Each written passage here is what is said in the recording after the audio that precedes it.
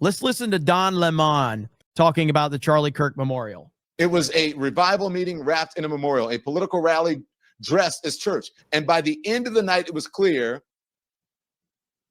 this was not only about Charlie Kirk's death, it was about his afterlife in politics. Donald Trump stood on the stage like a man at the center of a prophecy. He called Charlie Kirk a martyr. Yeah. Other politicians promised to carry out his mission. Yeah. The crowd cheered as if the passing of the man had lit some sort of sacred fire. Yeah, Don, that's exactly what it was. To me, this was not mourning. This was a mobilization. Yeah. And here is where we have to tell the truth here. What we saw in that arena was not simply faith-finding public expression. It was religious nationalism on full display. Yeah. That is the truth. That is my truth. This is my freedom of expression. This is my First Amendment right to be able to tell you the truth from my point of view. Not just from my point of view. This is what it is. The language was unmistakable. Take the nation back for God. Restore America's covenant. This is a holy calling. That's what it sounded like. This is not the language of democracy. This is the language of domination.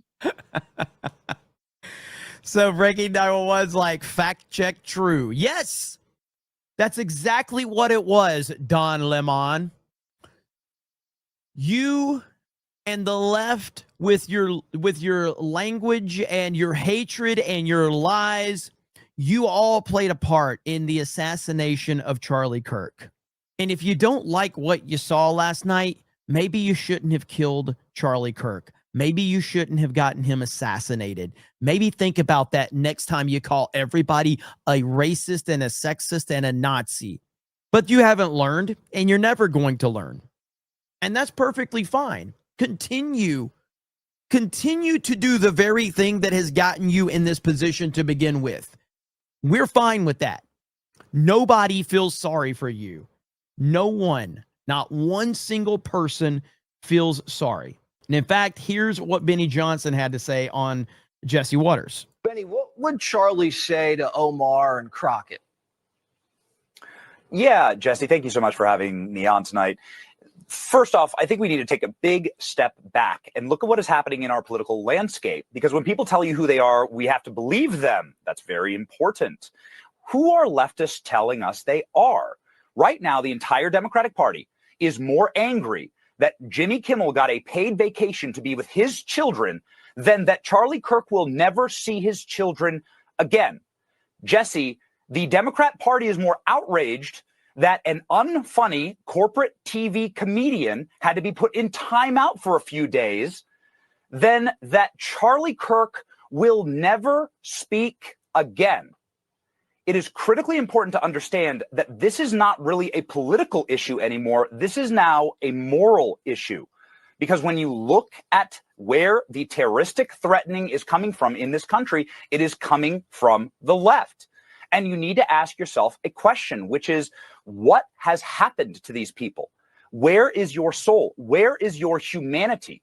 Why can't you just do the honorable and decent thing and say, we apologize for any outrageous thing that we have said? We feel bad about this. We disavow political violence. We apologize to Erica Kirk. Your mourning and suffering must be excruciating, and it is. Why can't you just say that? That's what a decent and honorable person would do. And you want to share country with those kind of people. But that's not what's happening on the left. It's become a spiritual question, Jesse. These people need Jesus. Maybe they should rewatch Charlie Kirk's memorial service. And they're so upset after it because look at the reaction. It's beautiful. And there was no negative energy. Everybody was so loving to one another. It was truly a positive experience, even just being around strangers. A lot of people hate that, right? A lot of people hate going. I might be one of them, where you're kind of like, you go into a sporting event and you're like, okay, let's avoid that part.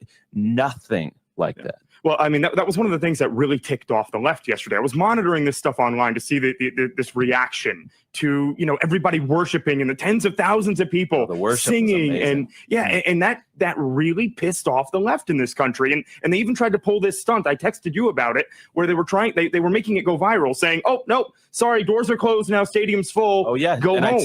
I was inside, so I texted an image to you. I'm like, this is a live look at the stadium. People are still coming in. The whole upper bowl was completely empty because they were kind of filling the stadium from bottom to top. Yeah. And I was like, please get this out. I don't know if you ended up tweeting that. Oh, yeah, it did. I mean, it got seen millions and millions of times. Good. And because people were sharing it because they knew what was going on. You know, the left saw these images that we were putting out, like the drone footage and, you know, the video that you just showed here of these endless lines of people. And they're like, oh, this is bad. This is really bad because, you know, they're in a spiral at this point. Because, you know, a lot of people, as I said, been woken up. They have seen what the left has been doing over the past week, celebrating the death of somebody as wholesome and good and well-intentioned as Charlie Kirk, that they don't know what to do at this point. So they're going to continue trying to demonize us. They wanted to be able to show pictures of a crap ton of empty seats and say, you know, this was a failure. I guess people really didn't care that much. That was their goal. And they failed because if you looked at the arena next door too, that was packed as well. The overflow arena is what he's talking about. And then the New York Post had this cover.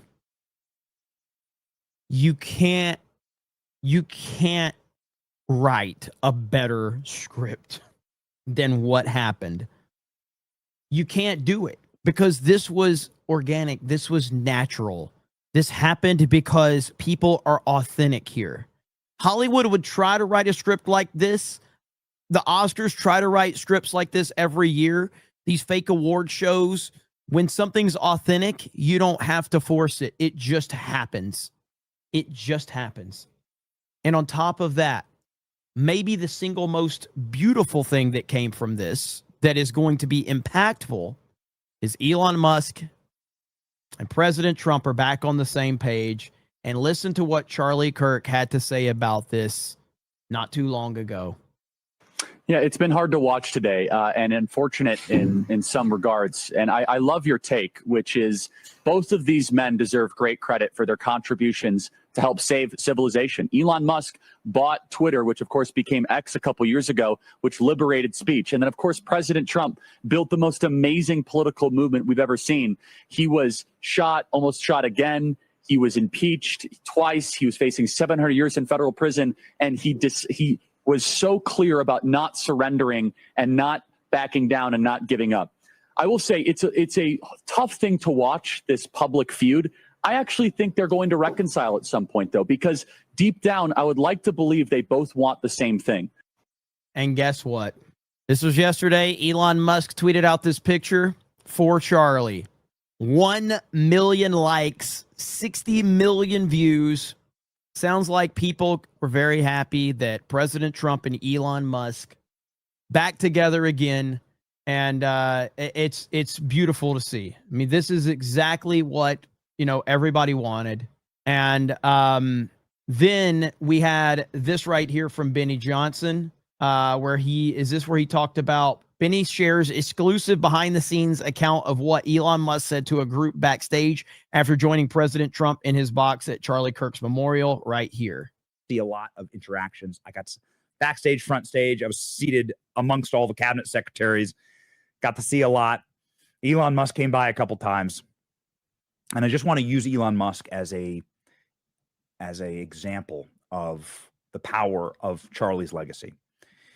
Elon Musk and Donald Trump had a bit of a falling out. Maybe you've heard of it. And that sucked, especially for guys like Charlie, who were coalition builders. Charlie Kirk was thanked on stage by Donald Trump himself for bringing together RFK Jr. and Maha movement.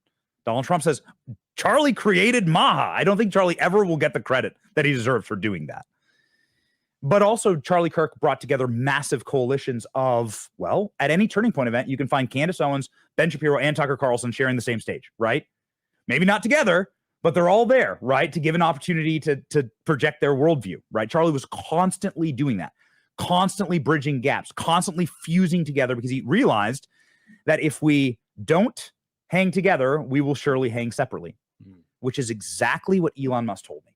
So backstage, Elon Musk embraces Erica Kirk, and she's crying in his arms, and they're hugging, and it's really profound. This was after the speeches. This was after the program.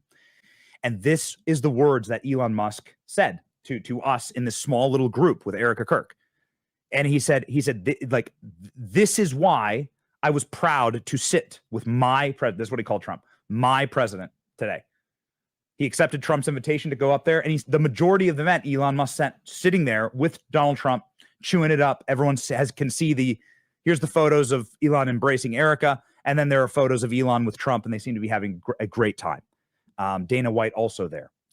What a not only was the size and scope of this and the peacefulness of it a profound eulogy for Charlie and his memory, but the cornerstone of it all, to unite the world's most powerful, richest private civilian with the world's most powerful public figure, Donald Trump. Charlie said, in this chair right here, he hoped that it happened. There's a clip that went viral yesterday. Charlie saying, I pray that Elon Musk and Donald Trump reconcile. And they did so at Charlie's funeral in Charlie's memory. Mm-hmm. A profound and beautiful example of what Charlie constantly was doing for our movement. And he fused together the greatest schism that we've seen in the nascent Trump administration. He just fixed Trump and Elon together. We saw it live. And it's like the power of Charlie crying out. I mean, after death, crying out, and like still the power of Charlie, like bringing together these tectonic forces that should not reconcile. These are two stubborn men. These are two men that don't need each other, honestly. But Elon Musk told me this. He hugs Erica Kirk. He looks to all of us and he goes, if we don't hang together, we will surely hang separately. So let us unite. I was proud to sit with my president tonight. That's what Elon told us. That's what Elon told us backstage. Wow. And so, again, just as a little behind the scenes vignette here, what you watched yesterday, what tens of millions, if not hundreds of millions of people saw yesterday, definitely hundreds of millions saw yesterday. That's good stuff right there. And, I want you to understand the optics that are going on right now. And this is why I continue to say, let the left keep doing what they're doing, because everybody needs to see the difference in the conservative, MAGA, Republican, non-crazy leftist movement is. Now let's take a look at what the left is up to. There you go. There you go.